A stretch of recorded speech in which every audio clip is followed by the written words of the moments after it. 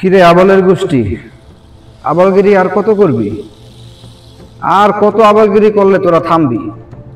Nomination pass নেই তোরা, তোর বাপের তোকে নমিনেশন দেয় নাই, যা ভাঙচুর অগো বাড়িঘর করবে ভাই। রাস্তাঘাট কেন ভাঙচুর করতেছ? দেশের সম্পত্তি কেন নষ্ট করতেছ? তোকে মাথায় গিলু আর কবে হইব?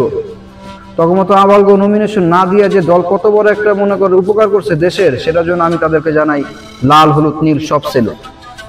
তখন মতো আবালের রাজনীতিতে তো দূরের কথা, কোনো জায়গাতে জায়গা নেই। তোরা যেখানে যাবি সেইখানটায় ধ্বংস করে একদম ফাতানোটা বানা লাগে।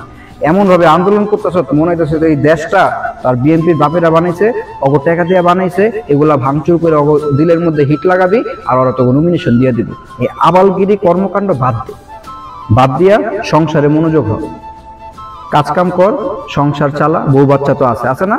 বউ বাচ্চা চালা। যদি বউ বাচ্চা চালানোর মতো ইনকাম না থাকে ভিক্ষা কর। বহুত দানশীল মানুষ আছে আমাদের দেশে, যে মানুষের ভিক্ষা দেয়, সাহায্য করে, হয়ে যাবো, সংসার চলে যাবো। দেশ লুটপাট করে খাওয়ার চিন্তা ভাবনা বাদ দিয়ে দেয়। দেশ আর লুটপাট করে খাইতে পারবি না, সেই দিন আর নাই। ঠিক আছে?